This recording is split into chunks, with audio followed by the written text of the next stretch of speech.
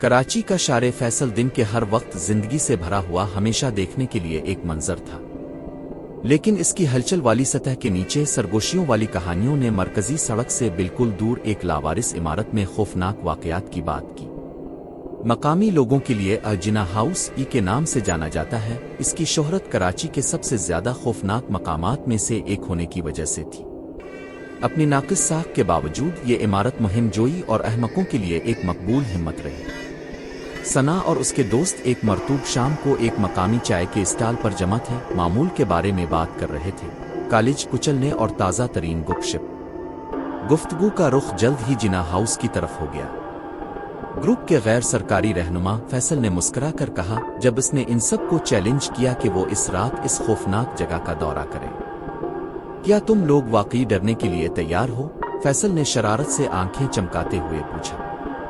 सना कभी भी किसी चैलेंज से पीछे न हटने वाली बेताबी से सर हिलाया। आइए करते हैं। मैं वैसे भी भूतों पर यकीन नहीं रखता। आधी रात तक वो जिना हाउस के सामने खड़े हो गए। इमारत एक शानदार ढांचा थी जिसका खस्ता हाल उगोड़ा चांद की रोशनी में फैल रहा था। कभी एक अजीम अलशान होटल था, अब ये लावारिस खड़ा है। इसकी खिड़कियां टूटी हुई हैं और दीवारें गंदगी और रीमती बैलों से ढकी हुई हैं।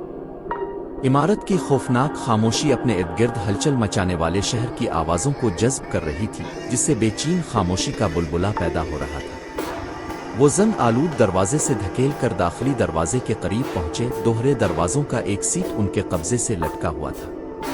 वह टूटी हुई खिड़कियों से चीख रही थी, अपने साथ फफूंदी और बोसीदगी की खुशबू लेकर जा रही थी। सना को अपनी रीढ़ की हड्डी के नीचे से सर्दी महसूस हुई, लेकिन इसने इसे रात की सद हवा से मंसूब करते हुए इसे झटक दिया। जैसे ही वो अंदर दाखिल हुए, उनकी फ्लैश लाइटें जिंदा हो गईं, छलके वाले वॉलपेपर पर लंबे लंबे नाचते साए डाल रही थी। लॉबी बड़ी थी जिसमें एक पुरानी इस्तिकबालिया मेज धूल और कूब के जालों से ढकी हुई थी। संगमरमर के फटे हुए फर्श पर एक अजीम अलशान फानूस, जो अब टूटा हुआ है, टुकड़ों में पड़ा है।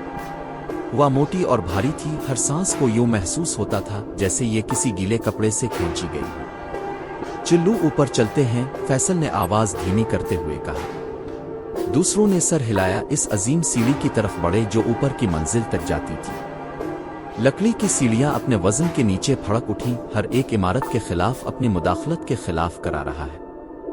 पहली मंजिल पर उन्हें दरवाजे के साथ एक लंबा कॉरिडोर मिला। कुछ बंद थे जबकि कुछ खिले हुए थे, जो टूटे हुए फर्नीचर और मलबे से भरे हुए कमरे को जाहिर करते थे। दीवारें ग्राफिटी से ढकी हुई थीं, लेकिन सना ने कुछ अजीब महसूस किया।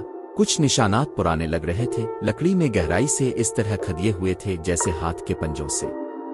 वो दालान से नीचे चलते रहे, उनके कदमों की सदाएं गूंज रही थीं। जब वो एक खिले दरवाजे से गुजरे तो सना को दर्जा हरारत में अचानक कमी महसूस हुई। वो रुक गई और अपनी टार्च को अंदर चमका दिया। कमरा खाली था, सिवाय दूर दीवार पर लगे एक बड़े आईने के फटे हुए और धुंधले थे। जैसे ही इसने आईने में देखा, इसने अक्स में कुछ हरकत करते हुए देखा। एक सियासादार शख्सियत इसके बिल्कुल पीछे खड़ी थी। वो घूम रही थी लेकिन दालान खाली था। सना, तुम ठीक हो? फैसल ने इसकी हिचकिचाहट को देखते हुए पूछा। मैंने सोचा कि मैंने कुछ देखा है। इसने सरगोशी की, इसका दिल धड़क रहा था। फैसल ने कहकहा लगाया। ये सिर्फ एक पुराना घर है। सना ने इस बात में सर हिलाया, लेकिन एक बेचैनी का एहसास इसकी आंख में बस गया। वो आगे बढ़ते हुए राहदारी के आखिर तक पहुंचे, जहां लकड़ी का एक भारी दरवाजा थोड़ा सा बंद था। उन्होंने दरवाजा खोला और एक बड़े कमरे में दाखिल हुए, जो ऐसा लगता था जैसे ये कभी बाल रोम रहा हो।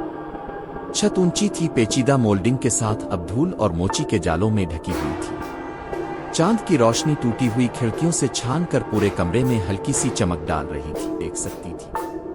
अचानक कमरे में एक जोरदार हादसा गूंजा, जिससे वो सब उछल पड़े। उन्होंने मुड़कर देखा कि छत का एक बड़ा टुकड़ा गिरा हुआ था, जो दरवाजे को रोक रहा था। ठीक है, ये डरवना हो रहा है। इसकी आंखें खौफ से फैल गईं। उन्होंने आवाज के मंबा की तरफ रुख किया और देखा कि साए से आहिस्ता आहिस्ता एक शक्ल निकल रही है। ये एक औरत थी जो एक फटे हुए सफेद गाउन में मलबूस थी। इसका चेहरा लंबे धुंधले बालों से छुपा हुआ था। वो जमीन के ऊपर तैरती थी, इसके पांव कभी फर्श को नहीं छूते थे। उन्होंने इसे दरवाजे से बनाया और राहदारी से नीचे दौड़ते हुए पीछे मुड़कर देखने की हिम्मत नहीं की। जैसे ही वो सीढ़ियों पर पहुंचे, पूरी इमारत लरसती हुई महसूस हुई। दीवारें करा रही थीं जैसे घर ही जिंदा हो और उनके दखल पर गुस्सा हो। वो गाड़ी में ढेर हो गए दरवाजे को अपने पीछे बंद कर दिया। फैसल ने चाबी घुमाई और इंजन में जान आ गई। इसने एक्सेलरेटर को फर्श किया और गाड़ी जिना हाउस से दूर चली गई।